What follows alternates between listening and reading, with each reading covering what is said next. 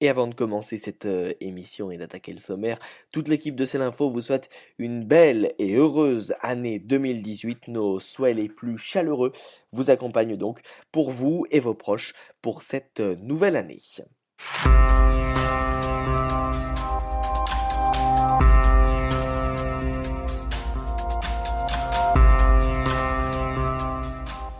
C'est l'info, votre double page info du week-end, Martha Arnaud. Et au sommaire cette semaine, lundi soir, alors que Carmen venait de balayer la France, les prévisionnistes annonçaient déjà l'arrivée de la tempête suivante pour la journée de mercredi. Et alors que tout le monde attendait David, c'était Éléonore qui est venue souffler sur les Hauts-de-France jusqu'à la Corse, causant notamment la mort d'un homme dans les Alpes et occasionnant des incendies sur l'île de Beauté. Avec Franck Payanave, nous serons en duplex de Biarritz pour revenir sur ces tempêtes violentes. À bas la dictature, mort à Rouhani. Ces slogans résonnent depuis une semaine au Moyen-Orient et plus particulièrement en Iran, où une vague de protestations secoue une quarantaine de villes du pays. Au total, une vingtaine de personnes sont mortes durant les troubles, dont 16 manifestants. C'est le plus important mouvement de contestation depuis 2009, lorsque les Iraniens s'étaient opposés à la réélection du président ultra-conservateur Mahmoud Ahmadinejad. Depuis jeudi 28 décembre, des milliers de manifestants se mobilisent contre la vie chère et le gouvernement du président Hassan Rouhani, mais également contre le guide suprême de la révolution islamique, Ali Khamenei. Nous recevons à ce sujet Jonathan Piron, historien spécialiste du Moyen-Orient. Les nationalistes corses se sont officiellement installés au pouvoir ce mardi. Ce n'était plus qu'une question de temps après les élections reportées début décembre. Ainsi, l'indépendantiste Jean-Guy Talami a été élu à la présidence de l'Assemblée de la toute nouvelle collectivité territoriale unique de Corse, tandis que l'autonomiste Gilles Simeoni a remporté la présidence du conseil exécutif de la collectivité. Et figurez-vous que lors de son discours d'investiture prononcé en langue corse, Jean-Guy Talami a dédié sa victoire à leurs prisonniers et recherché. Reportage de Marine de la Moissonnière en fin d'émission.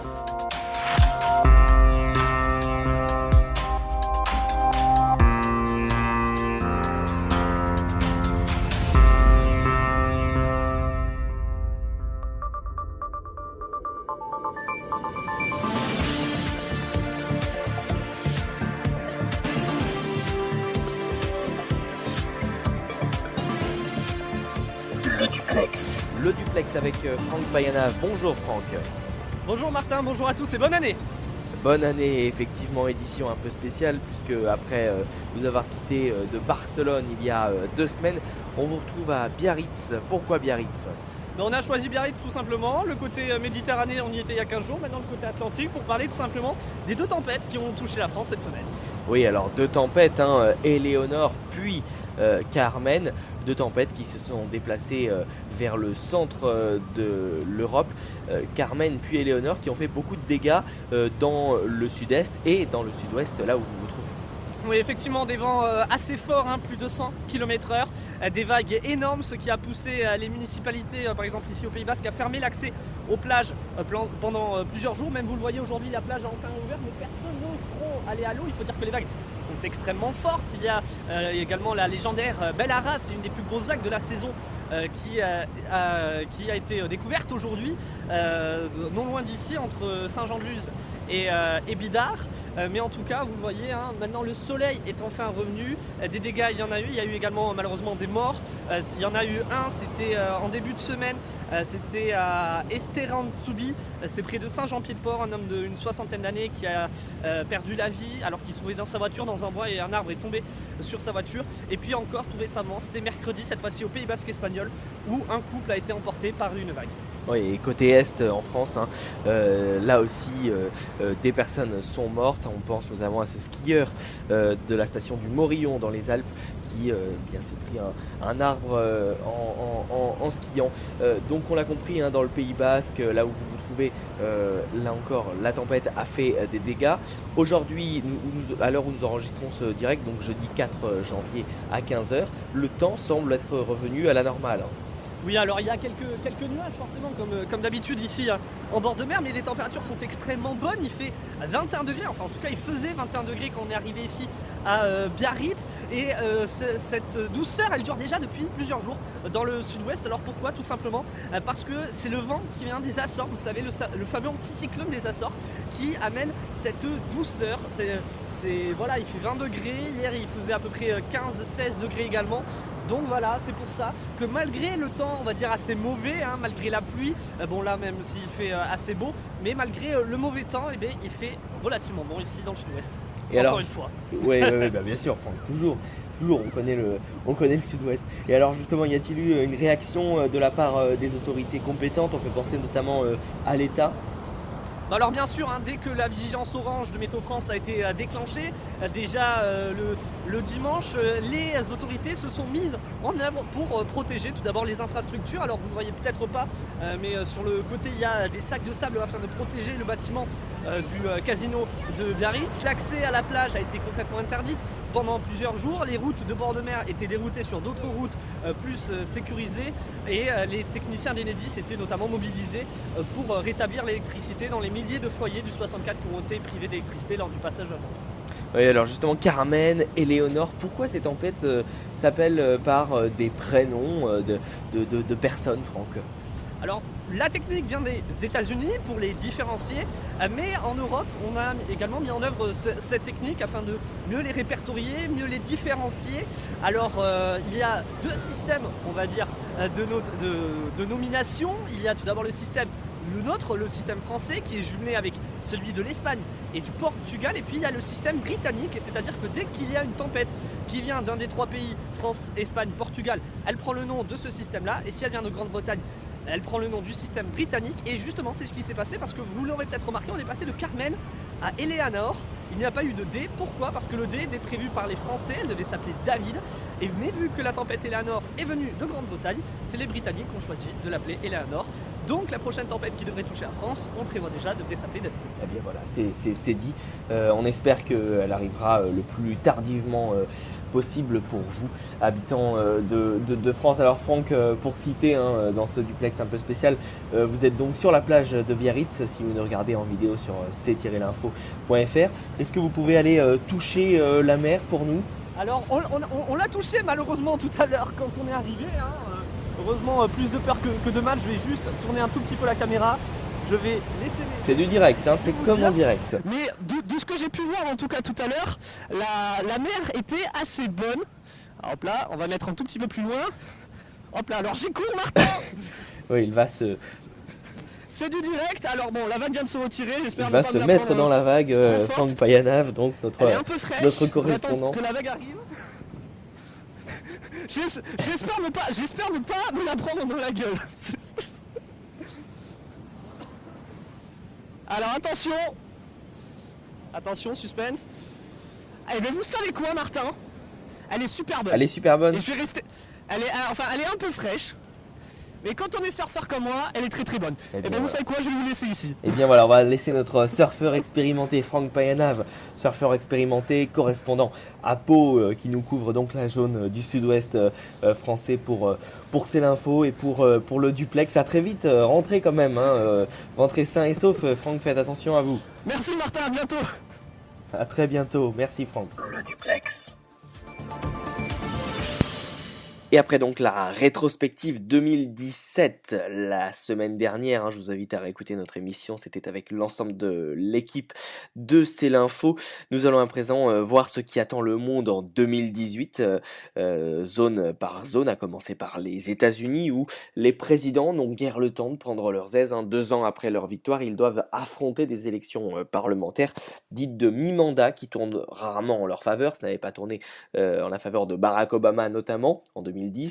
En novembre prochain, tous les députés remettront leur siège en jeu, ainsi que le tiers des sénateurs élus pour 6 ans. Défait en 2016, les démocrates, le camp démocrate, espère profiter de l'impopularité du républicain Donald Trump pour prendre leur revanche. Et l'enjeu est de taille, puisque si les démocrates parvenaient à tenir le Congrès, il pourrait à terme bloquer d'importants projets de la Maison-Blanche. Et ce n'est pas tout, car si l'enquête russe a porté son lot de révélations impliquant la tête de l'État, une procédure d'impeachment, de destitution, pourrait être envisagée par ceux qui en ont la responsabilité, c'est-à-dire les élus. L'année électorale sera également déterminante en Amérique latine. Ce n'est en effet pas dans les astres, mais dans les urnes que s'écrira en 2018 l'avenir de l'Amérique latine, à commencer par la Colombie. En effet, la paix en Colombie avec les FARC sera-t-elle confortée ou bien fragilisée? Les vieux fantômes ressurgiront-ils au Brésil alors qu'un candidat populiste surfe sur la colère des électeurs en vantant les mérites des dictatures passées? Et puis, eh bien, le Venezuela osera-t-il et surtout pourra-t-il dire un non à un régime de plus en plus musclé? L'épouvantail de Donald Trump fera-t-il également triompher la gauche au Mexique? Ce calendrier électoral très chargé s'ouvrira dès mars avec des législatives en Colombie qui verront d'ex-guerrilleros des FARC se présenter devant les électeurs. Et comme un prélude à une intense saison présidentielle, Colombie, Mexique, Brésil et Venezuela voteront donc successivement en mai, juillet et octobre. La Corée du Nord est également dans le viseur de 2018. Rien n'est en effet réglé dans le dossier nucléaire et l'année 2018 devrait ouvrir une nouvelle période d'incertitude et d'inquiétude. Donald Trump avait promis en janvier 2017 qu'il empêcherait le leader Kim Jong-un de maîtriser ses missiles et son nucléaire. Or, durant l'année qui vient de s'écouler, Pyongyang a lancé pas moins de 20 missiles, dont les 3 derniers capables d'atteindre les États-Unis et pratiquer un essai nucléaire souterrain. L'ONU a voté 3 résolutions de sanctions très fortes visant à assécher les financements sur la Corée du Nord et ainsi pousser la table des négociations, mais rien n'est moins sûr pour l'instant. 2017 aura été également l'une des pires années qu'ait connue le Royaume-Uni depuis 1992, année déjà qualifiée d'annus horribilis par la reine Elisabeth qui a réutilisé cette même expression pour cette année marquée par plusieurs attentats, les difficiles négociations sur le Brexit, l'incendie de la tour de Grenfell dont a parlé Alexander Seal l'année dernière la Grande-Bretagne souhaiterait passer une meilleure année 2018 grâce à l'annonce du mariage du prince Harry, faite le mois dernier avec la jeune américaine Meghan Markle. Il se marie donc le 19 mai prochain et cela devrait ramener le sourire à tout le Royaume-Uni en 2018, d'autant que quelques mois auparavant, la famille royale comptera un prince ou une princesse supplémentaire chez Kate et William. En Allemagne également, nous en avions parlé il y a quelques semaines de cela sur Célinfo, 3 mois après les législatives de septembre qui n'ont pas permis de dégager de majorité politique claire à la Chambre des députés, le pays est toujours sans gouvernement et après l'échec en novembre de premières négociations entre conservateurs, libéraux et écologistes, le président aurait pu déclencher une procédure débouchant sur une dissolution, mais il a préféré mettre la pression sur les sociaux-démocrates pour revenir à la table des négociations. Et seul un accord de principe sur un gouvernement entre conservateurs d'Angela Merkel et sociaux-démocrates permettrait d'éviter de nouvelles élections. Des négociations préliminaires entre ces formations politiques pourraient d'ailleurs aboutir dès le 12 janvier. Voilà donc les principaux événements qui devraient secouer le monde en 2018. Je dis bien les principaux parce qu'il y en a tant d'autres, à commencer par la Catalogne. Évidemment, nous l'avons suivi, couvert pour vous sur Célinfo. Que va-t-il se passer en Catalogne? L'Union européenne qui doit également continuer à évoluer, notamment autour des discussions sur le Brexit. Le 18 mars, retenez bien aussi cette date des élections qui auront lieu en Russie. Et Vladimir Poutine semble être le grand favori lors de ces élections. Un autre sujet chaud que nous allons à présent aborder, c'est l'Iran. À bas la dictature, mort à Rouhani, ces slogans résonnent depuis une semaine en Iran. Une vague de protestations secoue une quarantaine de villes du pays. On va en parler dans quelques instants avec Jonathan Piron. Il est historien, spécialiste du Moyen-Orient. On va avec lui donc revenir sur tous ces événements qui secouent le Moyen-Orient. Et puis après, les brèves de la semaine. Je vous parlerai notamment du Bitcoin. Figurez-vous que cette fameuse crypto-monnaie ne représente plus qu'un tiers de la valeur même totale des crypto-monnaies. Et puis Alexander Seal sera également là. Il nous parlera du système de santé au Royaume-Uni dans sa chronique Ici Londres. Restez donc avec nous sur Célinfo. Tout de suite, on parle juste après la jingle de l'Iran.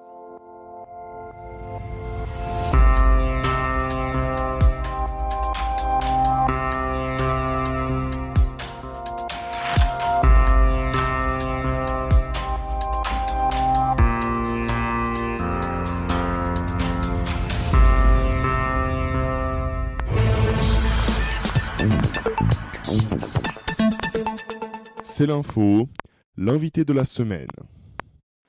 La République islamique d'Iran est touchée par une vague de protestations qui traverse tout le pays, bien qu'elle épargne relativement la capitale Téhéran. Depuis jeudi dernier, une vingtaine de personnes ont été tuées, dont une majorité de manifestants hostiles au gouvernement. Alors que le président iranien Hassan Rouhani, chef de file des modérés, a été réélu à la tête du pays en mai dernier, nous allons aujourd'hui faire le point sur ce mouvement de contestation protéiforme qui met en avant des revendications tant économiques, sociales que politiques. Pour en parler, nous recevons Jonathan Piron. Bonjour et bonne année. Merci, bonjour, meilleurs vœux également. Vous êtes historien, politologue, conseiller à la prospective chez Etopia. Alors, quelles sont les causes de ce mouvement ? Donc s'il faut revenir à court terme, il y a deux séquences qui ont commencé à partir du 28 décembre. Donc le premier, c'est à Mashhad, dans le nord-est du pays. C'est une ville religieuse qui est proche de la frontière afghane. Et il semblerait qu'il y ait eu une manifestation qui a été provoquée par des éléments ultra-conservateurs qui cherchaient en fait à amener une contestation sociale contre Rouhani. En effet, Mashhad, c'est une ville religieuse qui n'est pas réputée être un centre de contestation comme l'est Téhéran, par exemple, et qui est justement la base sociale d'Ebrahim Raïssi. Alors, Ebrahim Raïssi, c'est l'ancien candidat à la présidentielle, le candidat de la frange conservatrice, voire même ultra-conservatrice, et qui a échoué donc à la présidentielle de 2017 contre Rouhani. Et donc, on a vu, notamment à travers certaines informations qui ont été diffusées via des canaux smartphones qui s'appellent Telegram, on a vu donc des premières manifestations se dérouler à Mashhad qui critiquaient la politique économique de Rouhani, qui critiquaient notamment le manque d'emploi, les inégalités, le coût de la vie, etc., etc. Ce qui s'est passé, c'est que assez rapidement, le lendemain, cette manifestation est sortie de son cadre et qu'il y a eu une propagation des contestations à l'échelle du pays. Et donc c'est presque tout, en fait, l'Iran qui a été touché en quelques jours par des manifestations spontanées. Il y a quelques provinces qui ont été épargnées parce qu'en fait elles sont peu peuplées, elles ne sont pas non plus des centres de contestation. Mais on a vu, notamment dans tout l'ouest de la région, donc dans tout l'ouest de la République islamique, différentes villes connaître ce genre de manifestations qui sont en fait acéphales. C'est-à-dire qu'il n'y a pas une structure organisatrice comme on l'a trouvé par le passé, il n'y a pas un leader qui demande à ce que les Iraniens descendent dans la rue. Il y a eu en fait une mobilisation qui s'est faite de manière virale et qui a entraîné donc les différentes journées de manifestations qu'on a connues depuis le 28 et le 29 décembre. Oui, et là est la différence par rapport notamment au mouvement de juin 2009. En effet, donc par rapport aux contestations de 2009, suite à la réélection frauduleuse de Mahmoud Ahmadinejad, on avait vu en fait ce qu'on appelait le mouvement vert se mettre sur pied avec un leader qui était le candidat à la présidentielle Moussavi, avec également toute une série de protestations où Téhéran était l'épicentre et où les manifestations ont charrié des centaines de milliers, voire des millions de personnes, puisqu'en fait les contestations se sont étendues sur presque un an. Ici, on n'est pas du tout dans le même cadre, puisque ce n'est pas Téhéran qui a été l'épicentre de départ, c'est Mashhad, et aussi surtout parce qu'en l'absence d'une structure, il n'y a pas eu non plus des manifestations monstres, on a plutôt eu des petits rassemblements dans des villes moyennes du pays, et aussi Téhéran a suivi. Et dans Téhéran, avec la présence de la police émeute assez massive dans la plupart des rues du centre de la ville, on a vu plutôt des petits rassemblements d'une demi-heure, par exemple, avec 50 personnes qui se rassemblent, qui lancent des slogans hostiles, qui mettent le feu à des poubelles et puis qui se dispersent. Donc on a vraiment une construction, une configuration de la mobilisation et de la contestation sociale complètement différente de celle de 2009. Et alors justement, le président iranien Hassan Rouhani, arrivé au pouvoir en 2013, réélu en mai dernier, Hassan Rouhani est justement sorti du silence dimanche 31 décembre au soir, en affirmant que le peuple a la liberté absolue de pouvoir critiquer et même de manifester. Alors là, en Iran, et un président iranien qui fait une telle déclaration, ça surprend quand même, hein. Oui et non. En fait, Hassan Rouhani, notamment dans ses dernières campagnes électorales, a toujours essayé de prôner une ouverture à la fois vers l'intérieur et vers l'extérieur. Donc il y a tout ce qu'on a vu avec la négociation sur le nucléaire, la levée de l'embargo qui a été menée avec beaucoup de force et beaucoup de vigueur par son ministre des Affaires étrangères, mais également, on le connaît moins, toute une série d'appels de la part de celui qui était encore candidat, à essayer d'ouvrir un peu, justement, de desserrer l'étau donc du système qui est en place au sein de la République islamique. Maintenant, il y a beaucoup de déclarations et il y a peu d'actes.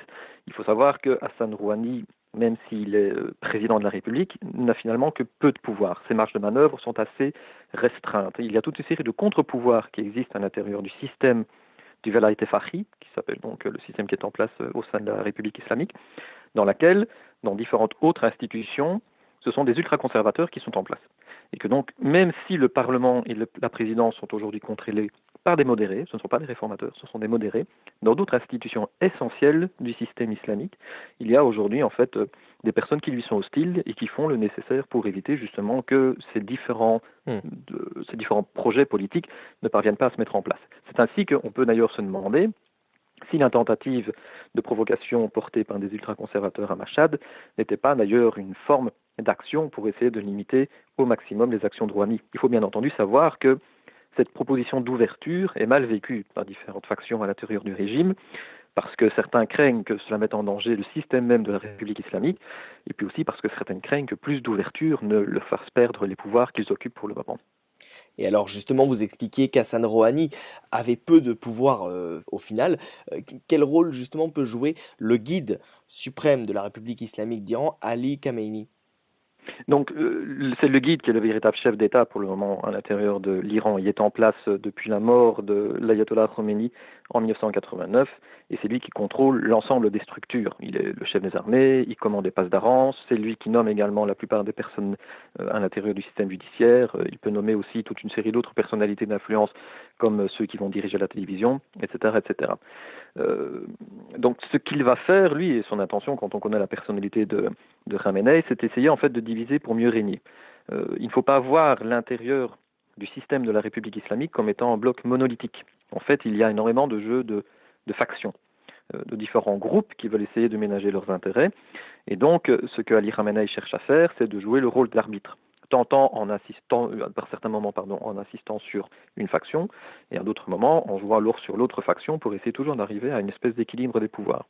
Mais son intention à lui, comme il l'a affirmé plusieurs fois, c'est d'essayer de lutter contre ce qu'il appelle l'invasion culturelle occidentale et de maintenir justement la spécificité du régime de la République islamique, à la fois pour des raisons qui lui sont propres, mais aussi pour des raisons de contrôle et d'idées de durabilité justement du système, éviter donc qu'il ne s'effondre. Mhm. Alors parlons à présent, Jonathan, de la situation économique. La situation économique en Iran a tendance à s'améliorer depuis l'arrivée au pouvoir de Hassan Rouhani en 2013. Et si le chômage affecte près de 15% de la population chaque année, ce sont quelques 800 000 personnes qui arrivent sur le marché du travail. Dans le même temps, l'Iran connaît depuis ces derniers mois, une inflation constante. Le prix des œufs et de la volaille a de nouveau augmenté en décembre, atteignant une hausse de 50% en un an. Et face à tout cela, eh bien, le porte-parole du gouvernement, Mohammad Bagher Nobakht, a tenté samedi soir d'apaiser la situation en annonçant que le prix de l'essence n'augmenterait pas de 50% à partir du 21 mars 2018, date de la nouvelle année iranienne. Quelle stratégie économique l'Iran adopte-t-elle aujourd'hui? En fait, il faut remonter à la présidence précédente, celle de Mahmoud Ahmadinejad, pour comprendre la situation dans laquelle se trouve l'Iran aujourd'hui d'un point de vue économique. C'est qu'avec les différentes sanctions internationales qui ont été votées à la suite justement de la contestation sur le nucléaire, l'économie iranienne s'est littéralement effondrée. Donc l'inflation a explosé. On s'est retrouvé aussi dans une situation où différents subsides qui étaient accordés par le pouvoir ont dû être revus à la baisse parce que l'Iran n'avait plus les moyens justement d'assurer sa politique de redistribution de la rente, également avec toute une série de jeux qui ont été faits sur le pétrole qui ont diminué les rentrées sur laquelle la République islamique compte beaucoup. Et donc en fait on s'est retrouvé dans cette situation où Hassan Rouhani, en arrivant au pouvoir, a dit qu'il ferait tout pour redresser l'économie et que le premier moyen c'était justement d'arriver à la levée des sanctions sur le nucléaire. Donc il y est parvenu, néanmoins la relance n'a pas suivi, pour des raisons à la fois internes et externes. Dans les raisons internes, c'est que le système est très corrompu. Et donc on se retrouve en fait à tous les niveaux avec différents obstacles et différents verrous qui empêchent justement l'économie de reprendre pleinement pied. On se retrouve également avec un pays qui souffre d'un manque d'investissement et donc d'infrastructures qui lui permettent de tenir son rang en quelque sorte. Le système pétrolier par exemple, les infrastructures d'hydrocarbures sont complètement vétustes et l'Iran pendant très longtemps d'ailleurs a été un acheteur d'essence. c'est-à-dire qu'il vendait son pétrole, mais qu'il devait importer son essence donc raffinée pour pouvoir faire tourner ses voitures. D'ailleurs, souvent, c'était de l'essence qui était de très mauvaise qualité. Et pour des raisons externes, c'est que en fait, les investissements qui auraient dû venir avec la levée de l'embargo ne sont pas arrivés. Parce que l'Iran, il faut le rappeler, n'est pas membre de l'OMC et qu'il y a toute une série d'ailleurs de situations qui sont difficiles pour des investisseurs, c'est-à-dire qu'il n'y a pas une protection, notamment dans la politique des brevets, etc., etc. Et puis aussi, il y a eu différentes pressions qui ont été mises par la nouvelle administration américaine, donc du côté de Trump, qui essaye d'empêcher au maximum la reprise donc des investissements, notamment européens, et qui fait peur alors à toute une série de grands partenaires, de grandes multinationales qui pourraient décider donc d'investir dans le pays. Il y a quelques exceptions d'entreprises européennes qui ont décidé de reprendre des contacts et qui ont décidé de reprendre pied en Iran. C'est par exemple Total, c'est aussi Airbus, mais pour le reste, dans les PME qui pourraient justement essayer de jouer un rôle plus diffus, il y a quand même toujours une grande fragilité, une grande peur à vouloir retourner en Iran, donc à la fois pour ses raisons internes et pour ses raisons externes. Oui, vous évoquiez Total, effectivement, méga contrat d'un montant de 4,8 milliards de dollars. L'Iran connaissait également un rayonnement important dans le domaine du tourisme et dans le domaine universitaire. On peut s'attendre avec ces manifestations à une baisse des étrangers sur le sol iranien? Ça, c'est très difficile à dire. Donc, il faut voir maintenant comment la situation va évoluer et comment le régime aussi va décider de reprendre le contrôle face à des manifestations qui, semble-t-il, aujourd'hui sont en train de s'essouffler. Il y a eu d'ailleurs aujourd'hui toute une série de contre-manifestations organisées par le régime, massives, avec plusieurs centaines, voire des milliers de personnes présentes dans les rues, qui voulaient démontrer justement que le pouvoir était toujours en place et qu'il refusait de voir les contestataires, ceux que le régime d'ailleurs appelle les tenants de la sédition, prendre donc le contrôle des rues. Donc les semaines qui vont venir vont être assez importantes pour voir comment le pouvoir en place va réagir. Est-ce que Rouhani et son administration vont tenter l'ouverture? C'est d'ailleurs dans sa déclaration qui a eu lieu il y a quelques jours, ce terme qu'il avait employé, le terme de ouvrir l'espace. Donc maintenant il faut voir quel espace va être ouvert. Est-ce que c'est un espace économique, un espace social, un espace politique? Comment également les factions plus dures à l'intérieur du régime vont-elles réagir? On a vu des déclarations des gardiens de la Révolution, qui sont donc les forces paramilitaires très importantes dans le pays, qui ont ouvertement dit, si la situation continue, nous allons descendre dans la rue et rétablir l'ordre. Pour le moment, on n'est pas encore arrivé dans cette situation-là, mais on sent qu'il y a différentes tensions également entre les différents pouvoirs en place qui essayent donc de se positionner. Il faudra voir comment par la suite les choses vont évoluer, même si pour le moment, il semblerait qu'on est en train d'assister à une situation plus calme dans laquelle le mouvement est progressivement en train de s'essouffler. Oui, alors justement, dans le même temps, aux États-Unis, on se frotte les mains. Le président américain a publié pas moins de 6 messages à propos des manifestations, 6 messages sur son réseau social préféré, Twitter. Fidèle à sa ligne dure sur l'Iran, il a notamment, Donald Trump, critiqué la politique de son prédécesseur. Qu'en est-il de la probable manipulation des États-Unis que beaucoup dénoncent?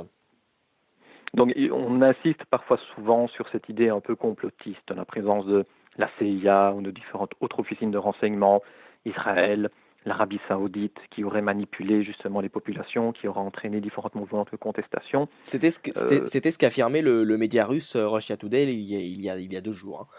En effet, mais ce sont aussi des médias, notamment de la part de RT ou de Sputnik, ou surtout des médias qui viennent du Moyen-Orient, qui ont une logique politique. S'ils agissent de cette manière, c'est aussi avec l'intention d'apparaître en victime et d'annoncer une espèce de main invisible qui est en train de tirer les différentes ficelles mondiales pour essayer justement d'arriver à un chaos qui profiterait donc aux Occidentaux, au camp de l'Occident. C'est souvent une grande exagération. Donc ils ont un intérêt justement, ces différents médias, présenter leur pays comme étant des victimes. Il ne faut pas oublier d'ailleurs qu'au Moyen-Orient, la logique complotiste, elle fait florès. On retrouve d'ailleurs toute une série de défenseurs des théories du complot qui ont un accès aux médias nationaux et qui entretiennent justement cette idée un peu des nations assiégées. Maintenant, dans les faits, il faut essayer de nuancer. Il faut quand même essayer de revenir justement avec des éléments factuels, en prenant compte justement toute une série de mutations sociales qui ont lieu aujourd'hui en Iran et dans la région et qui permettent d'expliquer ces différentes mobilisations qui sont originales, qui sont nouvelles, qui sont non plus verticales mais horizontales, qui sont spontanées, mais il y a des racines. Donc on peut trouver justement ces différents fondements en essayant d'étudier l'Iran et de le comprendre de plus près. Maintenant, par rapport à la politique américaine, il va y avoir un événement très important dans quelques jours, vers la mi-janvier. Ça va être la décision de Trump de prolonger ou non le deal nucléaire. Et donc il va se retrouver justement avec un élément qui pourra avoir une influence très forte sur la manière dont l'économie iranienne pourrait repartir ou non, c'est que s'il décide, c'est encore hypothétique, mais s'il décide de revenir sur l'accord nucléaire une fois pour toutes et de retirer les États-Unis, on pourrait donc avoir différents investisseurs étrangers qui vont avoir une grande frilosité à retourner en Iran, et on pourrait surtout avoir le toman, qui est la monnaie iranienne, repartir en flèche vers le haut et recréer une nouvelle spirale inflationniste qui serait très dommageable pour l'économie iranienne. Donc Trump, depuis toujours, en fait, depuis d'ailleurs sa campagne présidentielle, est hostile à l'Iran. Il est entouré de toute une série de conseillers qui, depuis longtemps d'ailleurs, ont déclaré qu'ils souhaitaient un changement de régime, ou en tout cas que l'accord sur le nucléaire était une très mauvaise chose et que les États-Unis devaient s'en retirer. Et donc il évolue dans ce climat où il ne faudra pas attendre un geste positif de sa part à l'égard de l'Iran. Et il a cet instrument qui est très fort, c'est justement cette prise qui pourrait débrancher par rapport à l'accord nucléaire et qui va avoir de nombreuses conséquences. Donc il faudra voir alors par après comment l'Union européenne elle-même va réagir. C'est un acteur économique très important, c'est un arbitre aussi, un intermédiaire qui a occupé un rôle assez positif dans la manière dont l'accord nucléaire a été obtenu. Et donc, s'il y a des armes qui sont aujourd'hui dans les mains de Donald Trump, il y a aussi des réponses qui pourraient être apportées par les différentes instances européennes pour essayer, à tout le moins, d'atténuer les conséquences d'un éventuel retrait des États-Unis de l'accord sur le nucléaire. Oui, et ces réponses arriveront, selon vous, l'Union européenne sera unanime sur ce dossier? Pour le moment, en tout cas, dans la manière dont Federica Mogherini, la haute représentante au sein de l'Union européenne, s'exprime, il semble qu'il y ait une unanimité. Et c'est d'ailleurs aussi différentes affirmations qui ont été portées par le président de la République, donc Emmanuel Macron, qui affirmait continuer à vouloir soutenir l'accord sur le nucléaire. Maintenant, il faudra voir comment les entreprises vont réagir et comment également toute une série d'autres facteurs externes et internes pourront jouer dans ce dossier.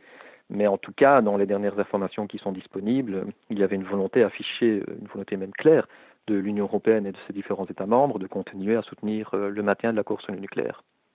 Alors sur la Russie à présent, on l'a vaguement évoqué tout à l'heure effectivement avec Russia Today et Sputnik et le rôle qu'ont joué et que jouent ces médias dans ces manifestations. On le sait, hein, Moscou entretient d'étroites relations avec Téhéran. Vladimir Poutine s'est d'ailleurs rendu dans la capitale iranienne en novembre dernier afin de signer des contrats principalement d'ordre économique. La Russie et l'Iran coopèrent déjà pour la construction de 2 nouveaux réacteurs dans le sud de l'Iran.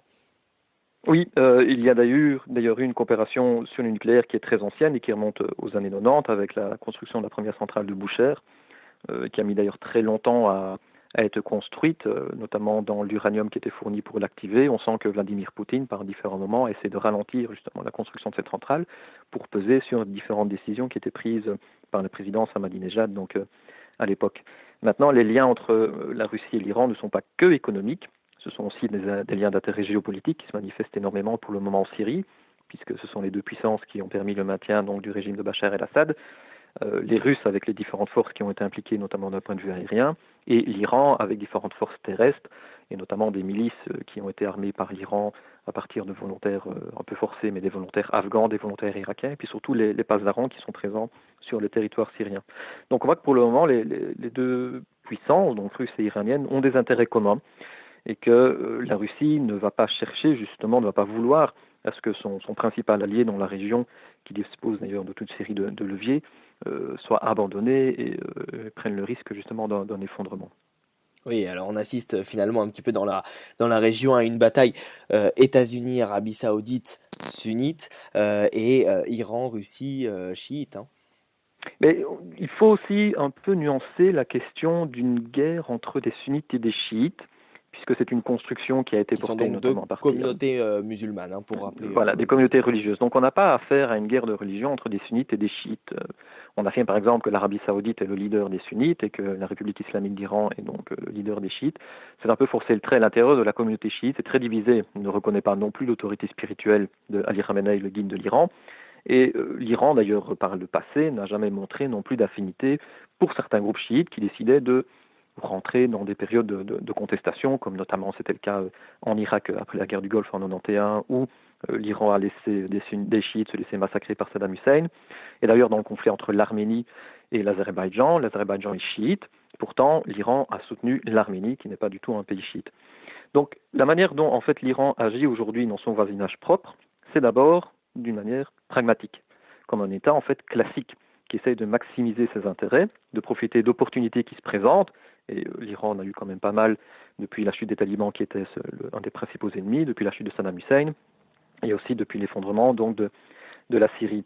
D'autant plus qu'en face, du côté saoudien, il y a toute une série de transformations qui sont en train d'affecter justement le leadership saoudien, avec un prince héritier donc, qui est aujourd'hui le roi de facto, mais qui est en train de commettre beaucoup d'erreurs stratégiques par ses différentes interventions. On n'a qu'à se rappeler du chaos dans la manière dont le dossier libanais a été géré. Ce dont on a affaire en fait aujourd'hui au Moyen-Orient, c'est un conflit entre différentes parties et à différents niveaux. Il y a d'abord des conflits locaux, comme on le voit notamment en Irak et en Syrie, avec des guerres civiles traditionnelles entre différentes factions. Il y a sur cela un conflit régional, avec une guerre froide entre l'Arabie saoudite et l'Iran, et qui est avant tout une guerre de leadership. Ce sont deux puissances qui essayent de maximiser leur intérêt et de dominer la région.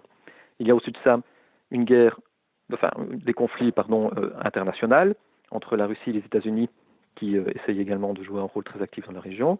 Et puis au-dessus de cela, il y a un conflit global avec l'accession djihadiste qui vient se rajouter et qui a également différents facteurs d'influence qui commencent à se disperser ailleurs dans la région. Et donc vous avez tous ces fils qui sont en train de s'en mêler, avec des alliances d'opportunités qui se font entre les différents acteurs suivant l'actualité, suivant les brèches qui s'ouvrent encore une fois.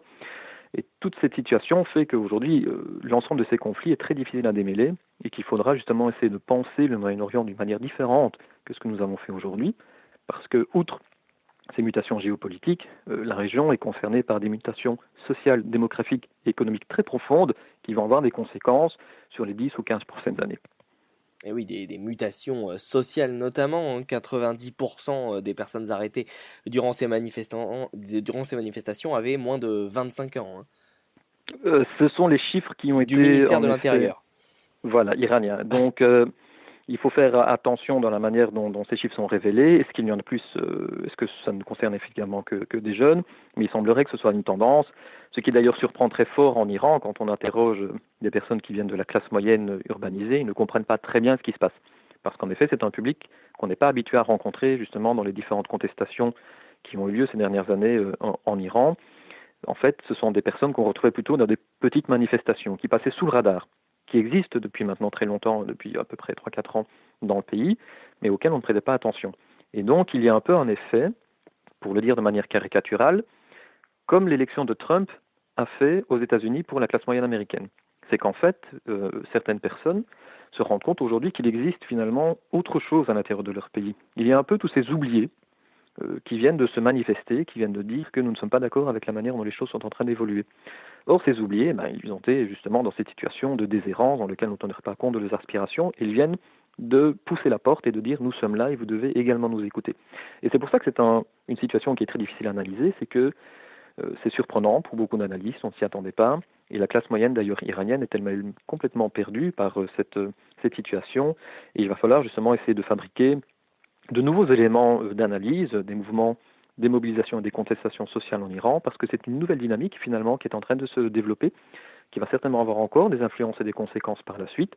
Elles vont peut-être s'estomper, elles vont peut-être se dissiper, mais néanmoins il y a un mouvement ici qui a été porté, qui va certainement laisser des traces, en tout cas des traces dans les esprits. Ouais, et alors justement, ce sera ma dernière question, Jonathan, et elle est très vaste. Ces manifestations peuvent-elles au final, annoncer une révolution, une nouvelle révolution? Pour le moment, non, parce qu'il n'y a pas des grands mouvements de masse comme on l'a retrouvé en 1979 avec la chute du Shah. Il n'y a pas des millions de manifestants qui sont présents dans les rues. Ce sont plutôt des petites manifestations dans des villes moyennes. Téhéran ne suit pas. Et il semble aussi qu'il y ait une scission donc, entre cette classe moyenne et ces classes plus précaires et ces jeunes.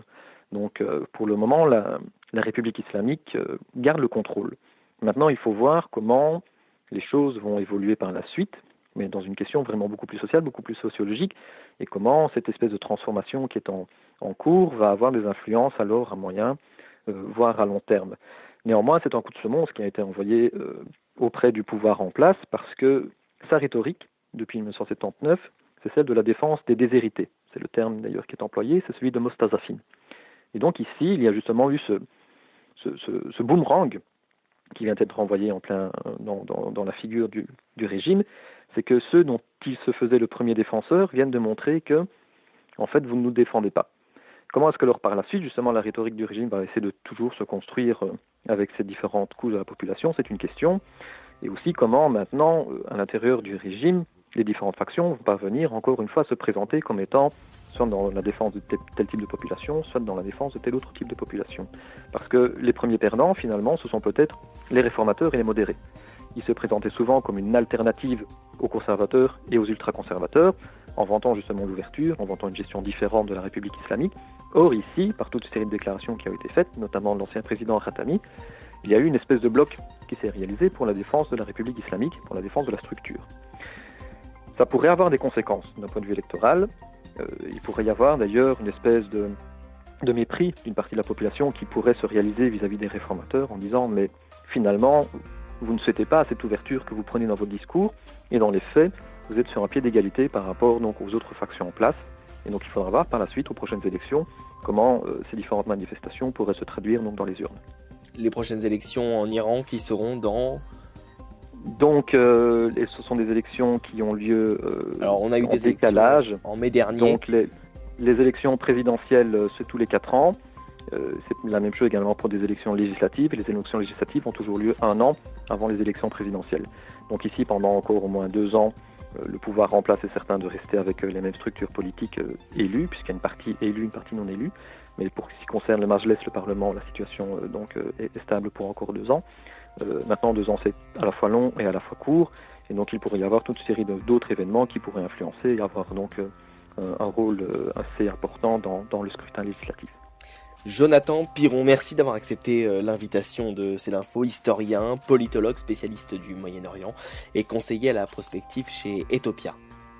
Merci à vous.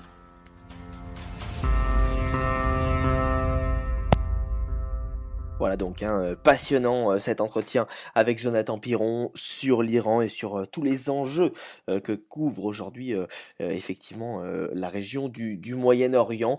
On en avait déjà parlé du Moyen-Orient il y a quelques semaines de cela sur C'est l'Info avec Roland Lombardi. Je vous invite à réécouter notre émission consacrée à cela. Les brefs de la semaine à présent, à commencer par Emmanuel Macron qui s'exprime rarement dans les médias et depuis son élection, le président de la République s'est contenté d'interviews au compte-gouttes. Il a même instauré une certaine distance avec les journalistes, source de tension et d'incompréhension. Et le chef de l'État a cependant tenu à présenter ce mercredi 3 janvier ses vœux à la presse lors d'une cérémonie organisée à l'Élysée à 17h30 pile. Le président renoue ainsi avec une tradition de la 5e République née sous la présidence du général de Gaulle. Le rituel des vœux à la presse avait été délaissé depuis François Hollande en 2014, l'ancien locataire de l'Élysée avait remplacé l'exercice par une conférence de presse qui avait lieu 2 fois par an, tous les 6 mois. En les rétablissant, Emmanuel Macron remet donc à jour cette tradition qui marque une volonté d'apaisement et qui livre surtout quelques pistes concernant la régulation des médias et l'avenir de l'audiovisuel public. Emmanuel Macron qui a également annoncé qu'un texte de loi allait être déposé prochainement pour lutter contre les fake news sur Internet en période électorale. C'est pourquoi j'ai décidé que nous allions faire évoluer notre dispositif juridique pour protéger la vie démocratique de ces fausses nouvelles. Un texte de loi sera prochainement déposé à ce sujet. En période électorale, sur les plateformes Internet, les contenus n'auront plus tout à fait les mêmes règles. Comme vous le savez, propager puissamment une fausse nouvelle sur les réseaux sociaux ne requiert aujourd'hui que quelques dizaines de milliers d'euros et peut se faire dans l'anonymat complet. Les plateformes se verront ainsi imposer des obligations de transparence accrues sur tous les contenus sponsorisés afin de rendre publique l'identité des annonceurs et de ceux qui les contrôlent, mais aussi de limiter les montants consacrés à ces contenus. C'est un corrélat indispensable aux règles que nous avons fixées pour notre vie démocratique et nos débats politiques.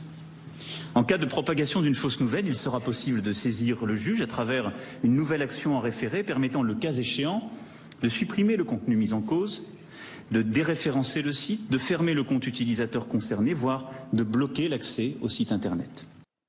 Voilà, Emmanuel Macron qui a également annoncé que les pouvoirs du CSA, le Conseil supérieur de l'audiovisuel, seraient accrus.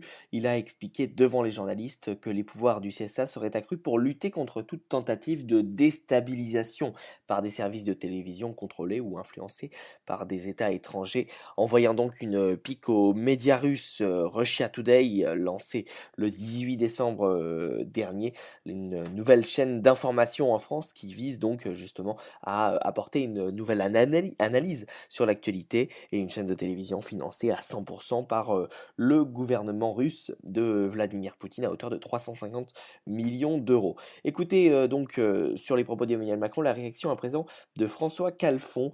Il a réagi donc aux vœux à la presse d'Emmanuel Macron et à ses propos sur les fake news, et le membre de la direction collégiale du Parti socialiste a ironisé sur les promesses de campagne du chef de l'État. On écoute.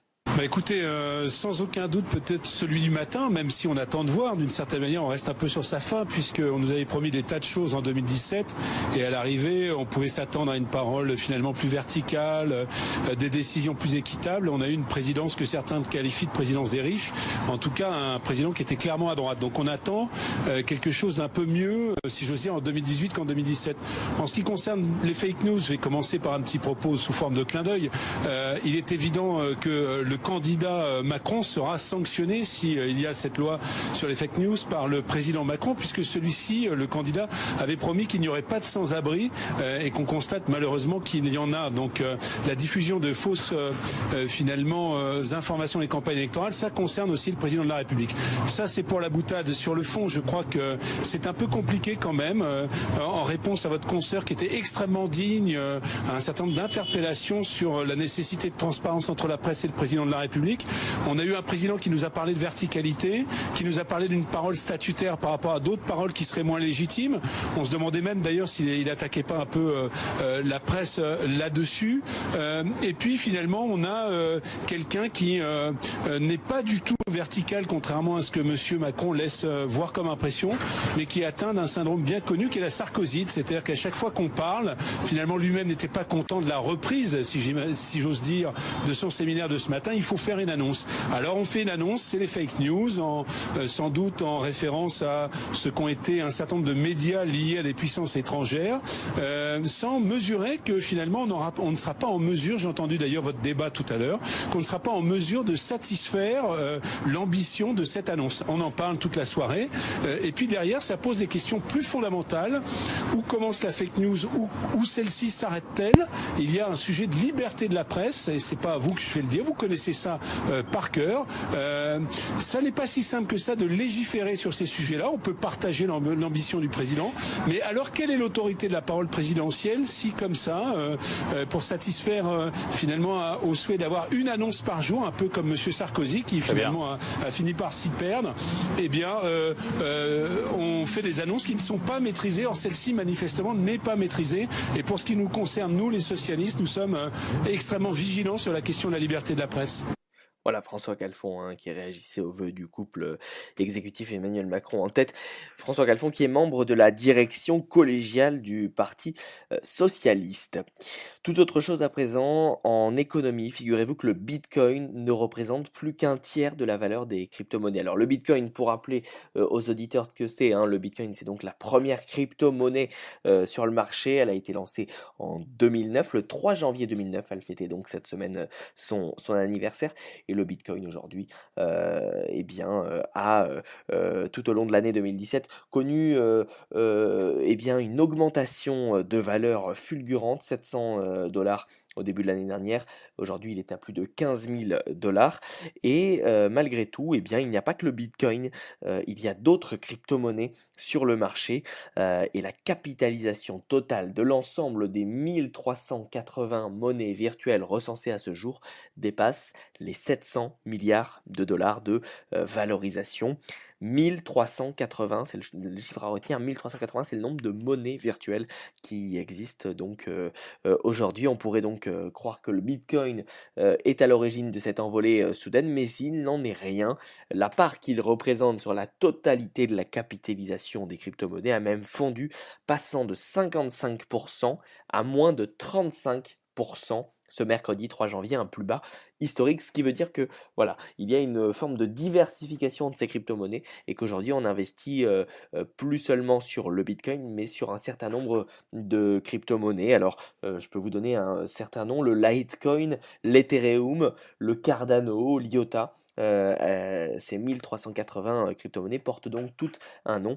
Et donc aujourd'hui, on n'achète pas seulement du Bitcoin, mais on achète plein d'autres crypto-monnaies. Et c'est là que c'est intéressant de voir que finalement, on est face à un monde en pleine mutation et que eh bien, si le Bitcoin joue son rôle, plus globalement, c'est le marché des crypto-monnaies qui vient faire évoluer notre monde. Les banques centrales donc devraient désormais un petit peu plus étudier ce sujet. Toujours en économie, Apple. Vous le savez, Apple a signé en référé l'association altermondialiste ATTAC, ATAC, auprès du tribunal de grande instance de Paris suite à l'occupation de son magasin de Paris Opéra. Le magasin de l'Apple Store de l'Opéra a donc été occupé en décembre par l'association avec des banderoles. On arrêtera quand Apple payera, en référence aux impôts qu'Apple ne paye et ne règle toujours pas réellement en France. Et Apple demande donc au tribunal de grande instance de Paris d'interdire à l'association de pénétrer dans ses magasins hexagonaux pendant 3 ans, sous peine d'une astreinte de 150 000 € par violation de l'interdiction, ainsi qu'à verser à Apple 3 000 €. Voilà, le 2 décembre dernier, plusieurs militants d'Attaque avaient envahi donc le magasin de Paris Opéra, toujours dans le cadre de cette campagne. Ils étaient également allés à Aix-en-Provence de redécorer le magasin, toujours donc dans le cadre de cette campagne Apple paye tes impôts. L'actualité, c'est aussi les États-Unis. Dans les brèves de la semaine, je voulais vous parler de ce livre choc qui va sortir le 9 janvier, Fire and Fury Inside the Trump White House. En français, le titre serait Le feu et la fureur dans la Maison Blanche de Trump. Voilà un livre qui est écrit par le journaliste américain Michael Wolff. Michael Wolff qui multiplie les anecdotes sur les coulisses de la première année de Donald Trump à la Maison Blanche. Selon quelques extraits déjà diffusés dans la presse américaine, le livre balaie de nombreux thèmes qui ont déjà marqué ce début de mandat. L'ingérence russe avec l'attaque au vitriol venue de l'ancien conseiller Stephen Bannon, le financement de la campagne ou encore les mystères capillaires du président américain, largement commentés depuis des mois. Mais parmi le lot de révélations, une est particulièrement saisissante, c'est celle que j'ai retenue.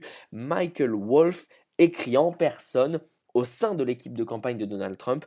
Personne ne s'attendait à ce que celui-ci remporte l'élection. Plus incroyable, on y lit que Donald Trump lui-même ne voulait pas devenir président des États-Unis et voyait uniquement cette candidature à l'élection comme un moyen de booster sa carrière à la télévision et en politique. Racontant le soir du 8 novembre 2016 qui a vu le mania de l'immobilier remporter l'élection à la surprise alors que la démocrate Clinton partait grande favorite, Michael Wolff écrit dans son livre, peu de temps après 20 heures, quand la tendance inattendue selon laquelle Trump pourrait gagner semblait se confirmer, Donald Trump Jr., c'est-à-dire le fils aîné de Donald Trump, a dit à un ami que son père ressemblait à quelqu'un ayant vu le fantôme. Melania, sa fille, était en larmes et pas de joie. Voilà donc ce que l'on peut lire dans ce livre que je vous invite à feuilleter. Vous pourrez trouver des pages facilement sur internet. Fire and Fury Inside the Trump White House, le feu et la fureur dans la Maison Blanche de Trump. Des États-Unis à présent, nous passons à Londres et ici Londres avec Alexander Seal qui va nous parler du système de santé en Grande-Bretagne, la NHS, juste après la jingle. Ici Londres. Début d'année difficile pour la NHS, système de santé britannique. Cette semaine, les patrons de la NHS ont annoncé l'annulation de dizaines de milliers d'opérations non urgentes, dans le but de réduire la pression sur les hôpitaux. Elles avaient déjà été reportées jusqu'à la mi-janvier, mais la NHS England a annoncé mardi que ces opérations seront désormais retardées jusqu'à la fin du mois. Les hôpitaux ont également reçu le feu vert pour placer les patients dans des dortoirs mixtes afin d'alléger la pression. Les données publiées par la NHS ont également montré qu'un nombre record d'appels ont été faits au 111, la ligne d'assistance gratuite qui a été créée en 2014. Il y a eu 480 000 appels, une augmentation de 21% par rapport à la semaine précédente. Dans d'autres parties en Angleterre, le gouvernement gallois a annoncé que le service de santé faisait face à une pression importante et le directeur général de la NHS au Pays de Galles a présenté ses excuses aux patients dont des opérations avaient été reportées. En Écosse, il y a eu une augmentation de 20% des hospitalisations par rapport à l'année précédente, entraînant une augmentation du nombre de patients qui attendent plus de 4 heures. Et en Irlande du Nord, un hôpital a fait appel à des ambulanciers volontaires car il y a eu une augmentation aussi. Le ministre fantôme de la Santé, Jonathan Ashworth, du Parti travailliste, a déclaré que les chiffres montraient l'ampleur choquante de la crise de la NHS et que les ministres devraient avoir honte. Pendant ce temps, le Premier ministre Theresa May s'est excusée pour les problèmes dans les hôpitaux britanniques. Madame May a déclaré « Je sais que c'est difficile, je sais que c'est frustrant, je sais que c'est décevant pour les gens, et je m'en excuse. » Pas sûr que cela changera les choses. Sur les réseaux sociaux, il y a eu de la colère, il y a toujours de la colère. La NHS est en crise et c'est à cause des mensonges du Brexit. À la semaine prochaine. Allez, la Corse. À présent, en Corse, les nationalistes ont officiellement pris le pouvoir ce mardi 2 janvier 2018. Ils ont pris les rênes de toute la nouvelle collectivité unique de Corse, une sorte de super région née de la fusion de l'ancienne collectivité territoriale et des 2 départements. Leur objectif est maintenant d'obtenir un véritable statut d'autonomie pour l'île de Beauté d'ici 3 ans, une revendication soutenue par plus de 56% des électeurs corses. C'est le score qu'ont obtenu les nationalistes aux élections régionales de décembre, mais seul un Corse sur 2 était allé voter. À l'image de ces résultats, les habitants d'Ajaccio semblent donc divisés. C'est Marine de la Moissonnière de la rédaction d'RFI qui est allée les rencontrer. On écoute. Alors, je déclare élu Jean-Guy Talamoni, président de l'Assemblée de Corse. Le triomphe des nationalistes, ce militant ne l'aurait manqué pour rien au monde. Gérard Poyot l'attendait depuis la naissance du mouvement il y a 40 ans. Ce retraité est venu exprès de Bastia. On va faire un paese d'Ava. Voilà, à partir d'aujourd'hui. Vous m'avez dit un petit mot en Corse là. Oui, un paese d'Ava. On va construire la Corse. On veut changer la Corse, la figure de la Corse, contrairement justement à ce que l'État français nous apporte ou nous a apporté jusqu'à maintenant. On va montrer qu'on a des valeurs, on va défendre ces valeurs et défendre un pays. Laisser les Corses gérer leurs ressources, voilà ce que veulent les nationalistes. Carlo Istria a 22 ans, ce magasinier est actuellement au chômage, comme 3 jeunes sur 10 dans l'île. Il espère que les nouveaux élus sauront développer l'économie locale, mais ce qu'il attend avant tout, lui qui ne se sent pas français, c'est que son identité soit protégée. Culturellement, sans racisme aucun, on n'a pas la même culture, quoi. Mais pour moi, être corse, ça veut dire partager une histoire qui n'est pas la même que celle du continent français, avoir une langue à part, avoir une certaine mentalité. Et je pense qu'ici, il y a plus de partage, ou du moins il y en avait. On avait une société villageoise et tout ça. Oui, on retrouve ça dans des provinces. Il y en a aussi sur le continent, mais envers la capitale, je trouve qu'on ne partage pas ces deux choses pour se dire qu'on est français. Les nationalistes veulent que le corse devienne la langue officielle de l'île avec le français et qu'un statut de résident soit créé pour limiter l'accès à la propriété. Cet habitant d'Ajaccio est farouchement contre. La Corse doit être comme elle était avant, car moi, je ne suis pas corse, je suis de la Sardaigne. Et quand on est arrivé, vous savez, les portes étaient toujours ouvertes. Nuit et jour. Il faut être ouvert à tout le monde. Autre ligne rouge, cette fois pour la plupart des Corses, l'indépendance. Les nationalistes promettent qu'il n'en sera pas question avant au moins 10 ans. Il va sans doute falloir bien plus de temps pour convaincre ce couple de retraités. La délégation de la Corse à l'Assemblée constituante a voté le rattachement volontaire de la Corse à la France le 30 novembre 1789. Voilà. Ça a été voté par l'Assemblée, voilà. Donc la Corse est française. Ah bah pour nous oui, elle est française, ça c'est clair. Hein. Ouais. Les nouveaux élus nationalistes ont désormais 3 ans pour appliquer leur programme. Reste maintenant à voir quelle attitude adoptera le gouvernement face à leurs revendications qui nécessitent de modifier la Constitution française. Marine de la Moissonnière, Ajaccio, RFI. Marine de la Moissonnière à Ajaccio, donc pour RFI et pour la rédaction de C'est l'Info, dont RFI est le premier partenaire, il faut donc le rappeler. C'est la fin de cette émission, merci à toutes celles et ceux qui m'ont aidé à la préparer. Encore une bonne année à vous tous. Donc voilà, la rédaction de C'est l'Info vous souhaite ses meilleurs vœux, tant sur le plan personnel que sur le plan professionnel pour certains d'entre vous. Nous vous retrouvons la semaine prochaine pour de nouvelles actualités. Et d'ici là, portez-vous bien. Rendez-vous sur le www.c-linfo.fr pour toujours plus d'actualités. Salut à tous.